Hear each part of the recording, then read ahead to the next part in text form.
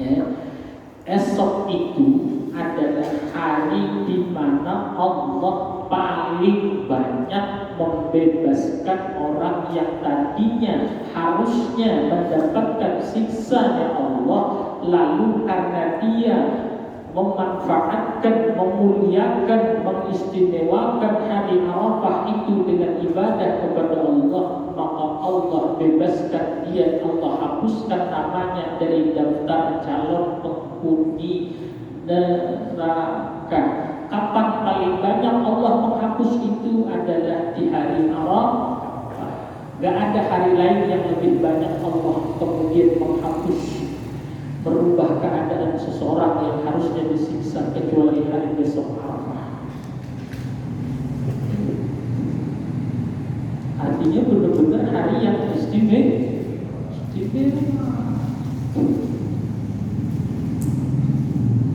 Benar-benar esok merupakan hari yang harus kita manfaatkan.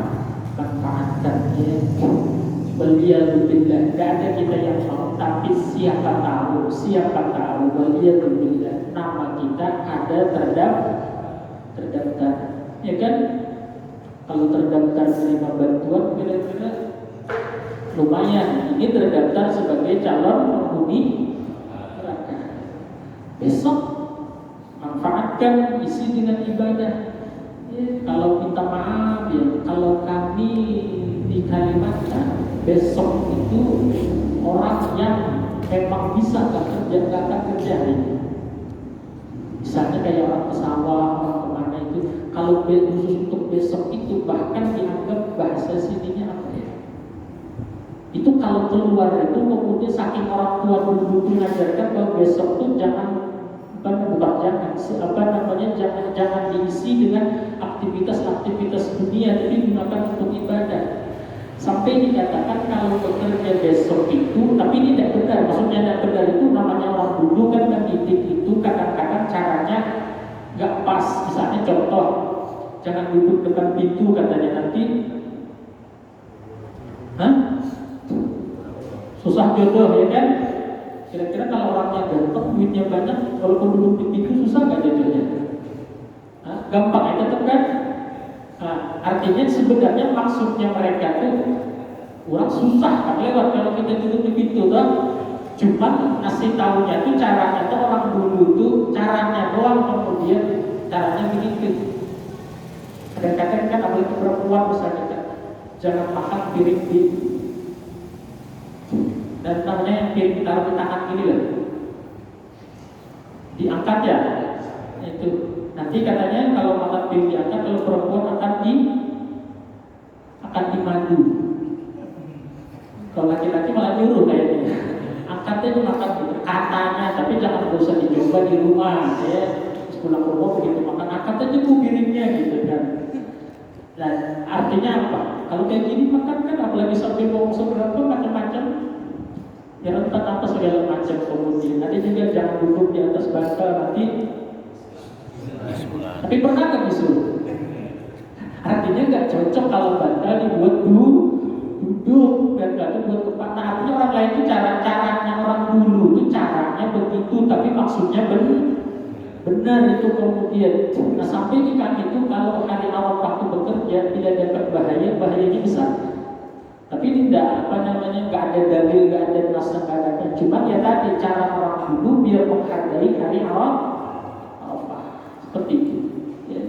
Membayangkan besok tuh kalau orang Yahudi yang punya dianggapnya besok tuh sudah hari raya itu. Ya.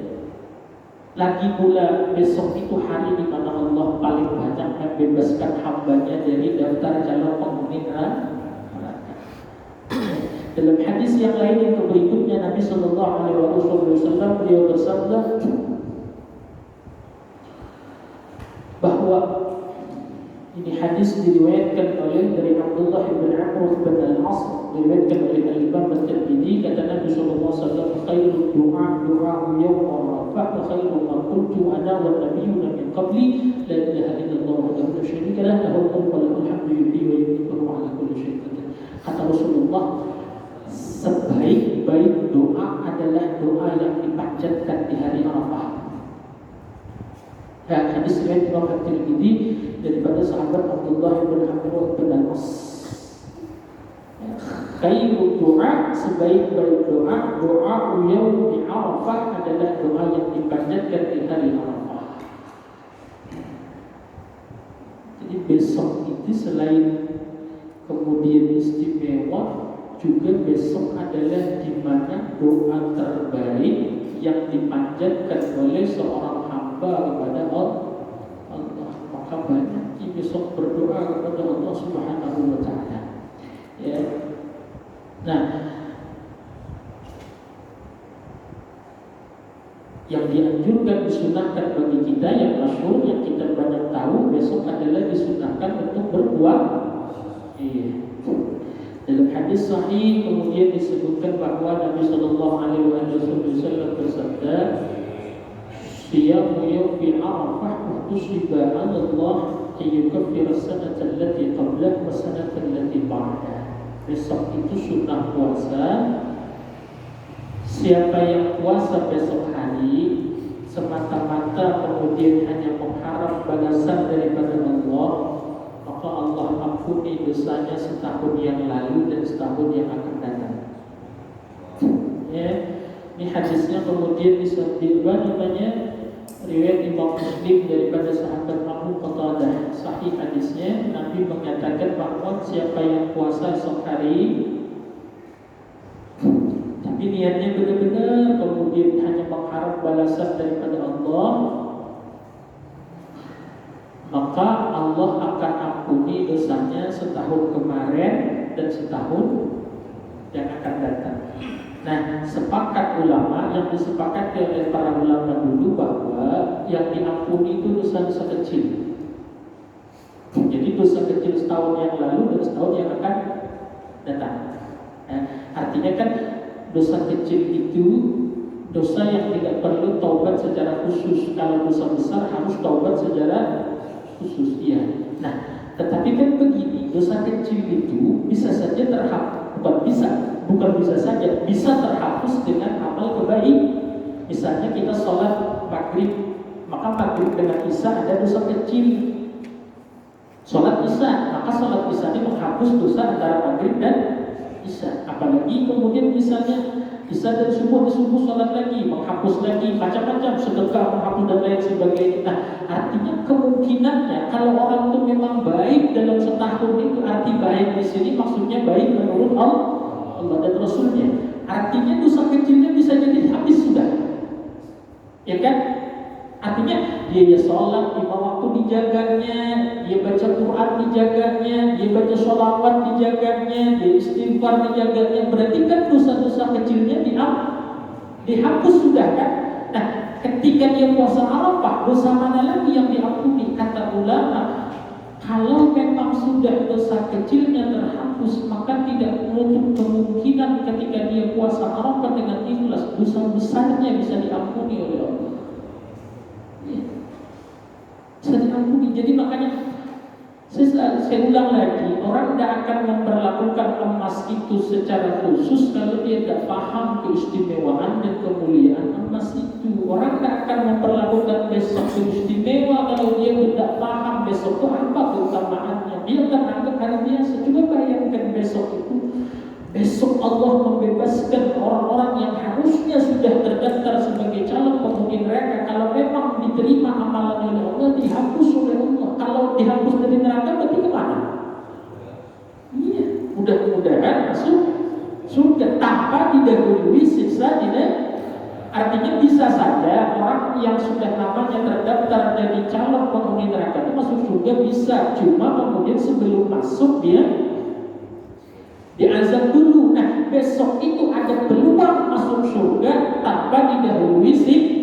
Kan kita doanya begini, Rabbana atina fid dunya hasanah. Di dunia kita kebaik, wa fil akhirati, di akhirat kita kebaikan. Kita kebaikan apa di akhirat?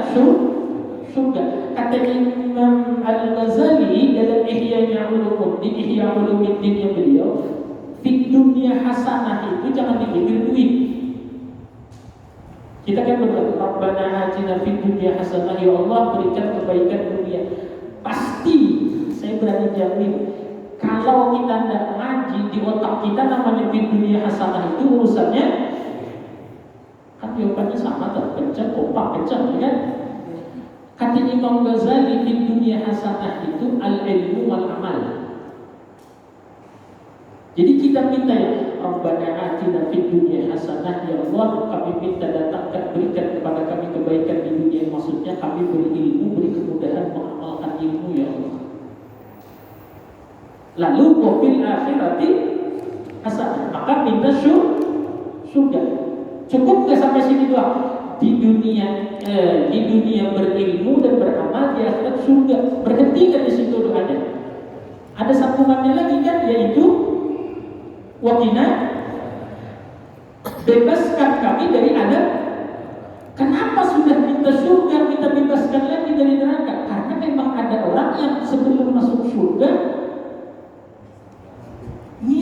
diazab dulu. Makanya doa kita kalau begini, Rabbana atina fid dunya hasanah wa fil akhirati hasanah. Amin. Selesai. Dan Allah ajarkan kepada Nabi, itu ayat doa. Allah ajarkan melalui firman-Nya dalam Al-Qur'an, minta kepada Allah fid dunya hasanah wa fil akhirati hasanah wa qina adzabannar. Tidak cukup minta dunia ilmu dan amal, minta di akhirat masuk surga, harus minta juga masuk surga itu tanpa didahului azab.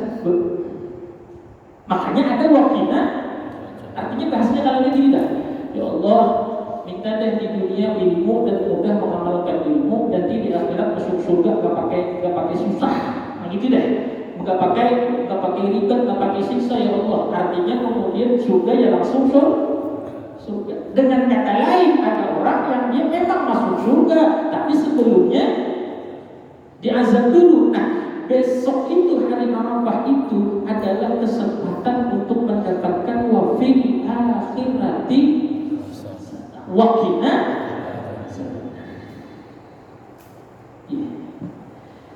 Jadi besok apa saja amalan yang kita bisa lakukan? Besok yang jelas puasa sunnah, menghapus dosa setahun yang telah lalu dan setahun yang akan datang. Kita ulang lagi.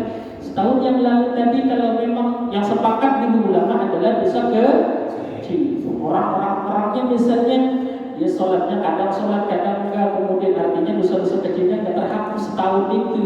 Dia baca Qurannya jarang dan lain sebagainya. Hasil dia melakukan ketaatan jarang, tapi dia besok puasa. Berarti puasanya besok menghapus dosa yang kecil. Ada orang sudah baik, dia sudah rajin sholatnya terjaga, bahkan baca Quran dan lain sebagainya. Berarti kemungkinan besar dosa kecilnya sudah habis.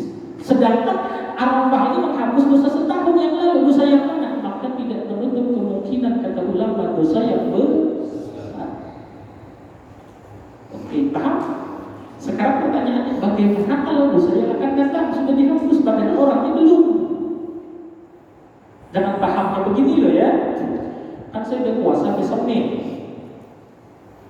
besok puasa, lalu kemudian paham dosa saya setahun lalu udah habis, setahun yang akan datang sudah habis, maka saya bebas setahun yang akan datang kerjain dosa apa aja, kan udah diampuni, ya kan? Tidak begitu pahamnya. Nanti kemudian jadi senjata nih ya, kan dosa saya sudah diampuni setahun yang akan datang, kayak macam pegang kartu apa gitu kemudiannya. Lalu akhirnya setahun yang akan datang mau nggak sholat lagi, kenapa kemudian berubah? Kan saya udah puasa Arafah, palamu. Iya, maksudnya begini kata ulama, makanya belajar hadis, belajar agama harus dengan ada gurunya. Dosa setahun yang akan datang yang diampuni itu maksudnya adalah yang pertama bisa jadi dia tetap saja melakukan dosa, cuma Allah mudahkan dia segera bertaubat. Artinya yang makna hadisnya sahih kan, riwayat Imam Muslim. Artinya kalau hadis sahih itu benar demi omongan Nabi. Kalau benar omongan Nabi, maka Nabi gak mungkin bohong. Kemudian Nabi mengatakan siyamu yaumi Arafah uhtusiba ala, syaratnya uhtusibani, sehari puasa Arafah itu asal benar-benar dia semata-mata pengen balasan dari Allah, ayyukaffir as-sanata allati qabla was-sanata allati ba'dah, menghapus dosa setahun yang lalu dan setahun yang akan datang. Makna menghapus dosa setahun yang akan datang itu yang pertama bisa jadi nanti dia setelah puasa Arafah itu ada aja melakukan dosa, tetapi Allah mudahkan dia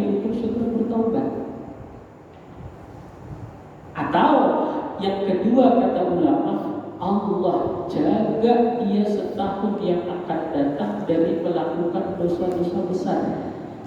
Kalau dosa-dosa kecil menghapusnya bisa saja dengan taat dan ibadah. Kan balik-balik lagi rumusnya, ada dosa kecil, ada dosa kecil itu orang baca Quran hapus, orang berangkat ke masjid menghapus dosa kecil, orang sholat berjamaah, orang macam-macam, pokoknya ibadah semua menghapus dosa kecil. Nah, arti setahun yang akan datang diampuni dosa itu, Allah jaga dia setahun ke depan itu dari maksiat atau dosa yang besar. Atau kalau dia pun melakukan dosa itu, Allah mudahkan dia untuk segera taubat kepada Allah Subhanahu wa Ta'ala. Apa caranya? Manfaatkan besok, kemudian jangan hanya sibuk mikirin urusan Idul Adha sampai lupa bahwa besok adalah hari yang istimewa. Ya. Mudah-mudahan kita paham, mudah-mudahan kemudian taufik hidayah Allah ya. Dengan kita paham, insya Allah sedikit banyaknya menggugah hati kita, menggugah pikiran kita. Oh ternyata besok itu harus diperlakukan beda dengan hari-hari yang lain. Yang sempat baca Quran besok, pokoknya amalan yang biasa kita lakukan besok walaupun sedikit-sedikit. Harapannya apa? Harapannya mudah-mudahan termasuk orang yang kemudian mendapat keberkahan daripada hari Arafah. Ya itu diantaranya. Walhasil besok adalah kemudian saat yang istimewa bagi hamba-hamba Allah yang menginginkan ridha, rahmat dan keberkahan daripada Allah Subhanahu wa Ta'ala. Ya, yang terakhir besok itu adalah hari di mana Nabi Ibrahim yakin ketika dimimpikan oleh Allah disuruh menyembelih Nabi Ismail. Terakhir ya, menyerahkan sejarah Nabi Ibrahim tanpa bukan mengambil keberkahan. Nah, Nabi Ibrahim ini orang termasuk Nabi yang diberi kekayaan, Nabi dan Rasul yang diberi kekayaan. Jadi Nabi Ibrahim ini termasuk Nabi dan Rasul yang Allah anugerahkan kekayaan. Ini sebagai bukti dan dalil bahwa jadi orang kaya itu nggak salah. Nabi Ibrahim ini orang kaya. Dalam kitab Mishkatul Anwar disebutkan Nabi Ibrahim itu sampai punya 12.000 ternak. 12.000. Berarti kalau bahasa sekarang kan kelasnya sudah pengusaha kata 12.000. Nabi Ibrahim itu punya hewan ternak 12.000. Bisa sapi 1.000, bayangkan Pak, onta 1.000, sapi 1.000. Onta itu kan harganya bisa sampai ratusan juta. Sapi ini berapa sekarang? 20 kali 1.000. Kalau sapinya 1.000, berapa duitnya? Itu udah susah. Nabi Ibrahim punyanya bukan 1.000, 12.000. Jadi orang kaya itu tidak salah. Cuma lihat ceritanya dalam kitab Mishkatul Anwar itu, ya. Lalu Allah kan menggelar Nabi Ibrahim ini dengan Khalil, ya, Khalilun, kekasih Allah atau orang yang dekat dengan Allah. Malaikat itu setengah protes, Pak. Ketika Allah menyampaikan bahwa Ibrahim ini adalah Khalilullah, orang yang dekat dengan Allah, kekasih Allah. Malaikat itu protesnya gini. Bahasa kitanya ya. Emang benar ya Allah dia kasih engkau, kan dia sibuk dengan hartanya. Bayangkan orang punya peternakan 12.000, dia ngurusin ternaknya ini lumayan sibuk. Nah Allah malah menggelar Nabi Ibrahim itu kasih Allah. Kata malaikat, kenapa bukan? Maksudnya diberi gelar kekasih engkau ya Allah. Coba lihat Ibrahim kesehariannya, beliau sibuk ngurusin bisnisnya, bahasa kitanya. Beliau sibuk ngurusin bisnisnya. Lalu Allah jawab kepada malaikat, wahai malaikat, jangan hanya melihat zahirnya Ibrahim, tapi saksikan bagaimana hatinya Ibrahim. Ini bukti bahwa jadi kaya itu udah Salah. Bisa orang kaya kemudian jadi kekasih. Kan kita sudah bahas berulang-ulang ya, kemudian sudah bahas berulang-ulang.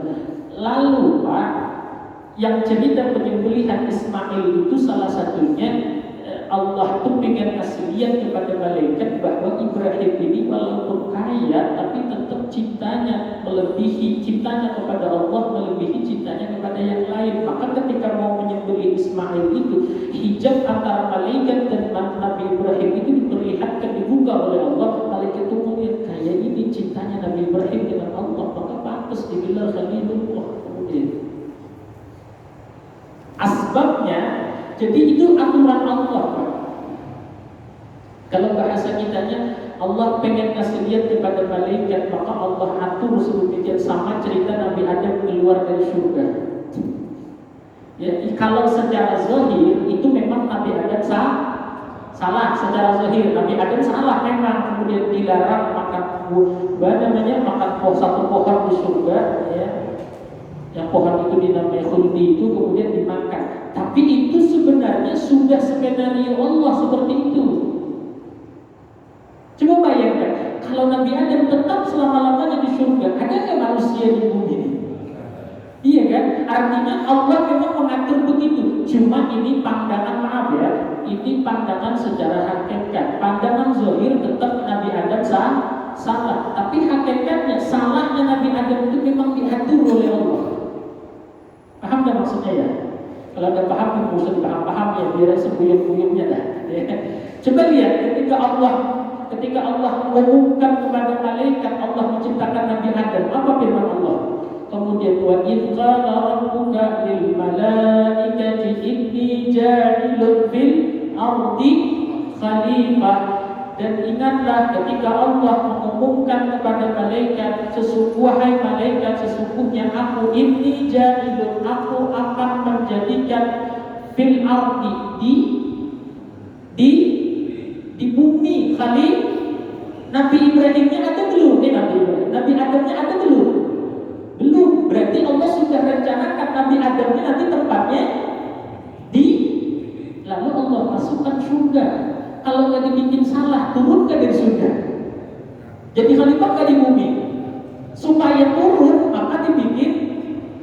Paham nggak maksudnya? Lalu ceritanya turun Nabi Adam. Maka benar Allah menyatakan Nabi Adam itu khalifah di bumi. Sama kayak cerita Nabi Ibrahim. Kemudian kenapa jadi nyembelih Nabi Ismail? Ceritanya tadi malaikat pun ngomong begini, dia lagi kekasih engkau ya Allah, sementara dia orang kaya yang sibuk. Kata Allah, lihat nanti kalau bahasa kitanya, lihat aja nanti kemudian lihat aja nanti tanggal mainnya gimana kejadiannya. Lalu Nabi Ibrahim ini ditakdirkan oleh Allah suatu ketika, memang Nabi Ibrahim ini orang kaya yang terkenal dermawan. Terus gak? Ya. Saking dermawannya Nabi Ibrahim ini, kalau mau makan Nabi Ibrahim saya sampaikan, keluar rumah dulu, jalan berkilometer, lalu kemudian nyari orang, kalau ada ketemu orang bawa ke rumah baru makan, baru Nabi Ibrahim makan. Nabi Ibrahim itu saking dermawannya itu loh. Ya, kalau mau makan itu tidak mau makan sendiri, harus dengan tamu. Kalau tidak ada tamu, dicari keluar rumah, jalan dulu. Ada nggak yang kemudian mau makan ke rumah Nabi Ibrahim, dibawa diajak makan? Kalau zaman sekarang nggak usah dicari, tulis di WhatsApp aja deh. Yang mau makan datang ke rumah, insya Allah. Kemudian, ini kan kampung satunya selesai deh. Ya.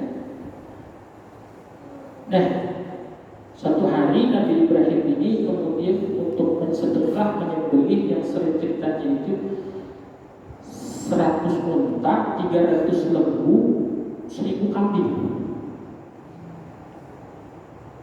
100 unta, 300 lembu, kalau kita sapi loh ya, 1000 kambing.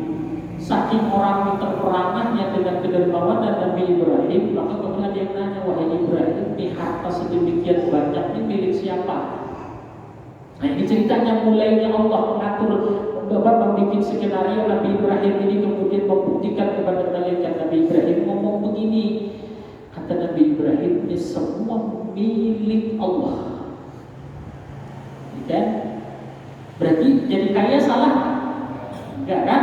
tetapi harus disertai dengan iman dan ilmu yang kuat. Nabi Ibrahim ngomong gini, milik siapa ini semua? Nabi Ibrahim jawab, ini milik Allah. Tetapi sementara ini dititipkan kepada saya untuk kemudian mengelola bahasanya. Ini milik Allah, tapi saat ini dititipkan kepada saya. Kalau Allah mau ambil kapanpun saya akan serahkan. Jangankan cuma harta, anak kesayangan pun kalau Allah mau ambil saya serahkan. Nah itu oleh Allah dianggap nadar. Dianggap nadar. Kenapa? Karena yang ngomong adalah seorang Nabi dan Rasul. Begitu Nabi Ibrahim punya anak malam ke kemudian malam ke-8 Zulhijjah, baru kemudian Nabi Ibrahim dimimpikan oleh Allah, ya Ibrahim, aufi binadrika, bayar nadar. Malam ke-9 bangun siangnya Nabi Ibrahim masih ragu. Nabi Ibrahim ini dari Allah apa dari setan? Kemudian karena para nabi dan rasul itu mimpi mereka itu wahyu. Jadi kalau para nabi dan rasul itu mimpi, maka hukumnya adalah itu wahyu. Malam ke-9, malam ini kasarannya mimpi lagi, ya Ibrahim aufi binadrika, wahai Ibrahim, tunaikan nadar sembelih anakmu. Baru besok hari Nabi Ibrahim yakin kemudian bahwa itu datang daripada Allah. Sampai hari ke-10 maka disembelih Nabi Ismail.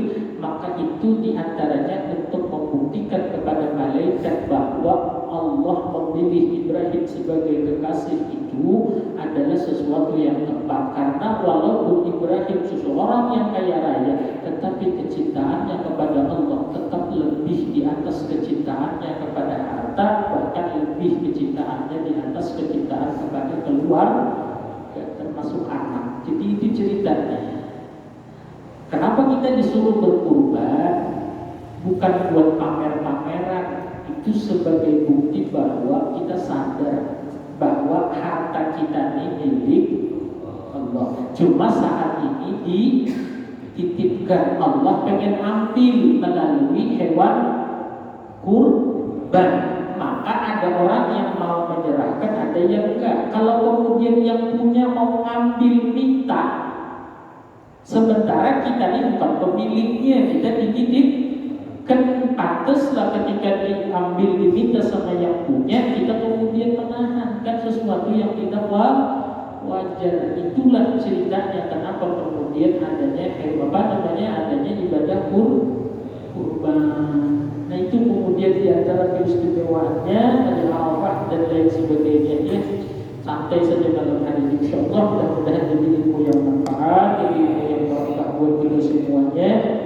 Ingat, besok itu bukan bukan hari yang biasa seperti hari-hari yang kita lewati. Besok adalah hari yang istimewa, yang mampu puasa, niat puasa, sengaja puasa Arafah karena Allah Taala.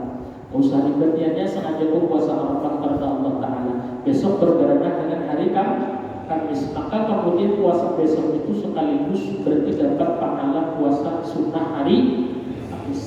Jadi gak usah digabung, jangan digabung. Kalau digabung nanti malah rusak. Jadi niatnya cukup puasa Arafah, maka sudah sekaligus dapat puasa Arafah dan juga dapat puasa hari Kamis. Nah itu kemudian dan lakukan ketaatan ibadah-ibadah yang lain yang mudah-mudahan semua membawa keberkahan buat kita dunia wal akhirat. Mudah-mudahan Allah Subhanahu wa taala limpahkan kepada kita nikmat ikhlas, mengaruniakan kepada kita nikmat keistiqomahan, ilmu dan soal ibadah kepada Allah. Insyaallah minggu yang akan datang kita sambung pelajaran kita insyaallah. Mudah-mudahan sehat afiat panjang umur. Semoga Allah Subhanahu wa taala saudara-saudara kita yang saat ini sedang melaksanakan ibadah haji, mereka semua kemudian diterima oleh Allah haji yang mabrur, yang akan melaksanakan ibadah kurban, semoga kurban yang Allah terima, dan semoga semuanya kemudian kita diwafatkan oleh Allah dalam keadaan husnul khatimah. Jika niat dan kulli niatin salihah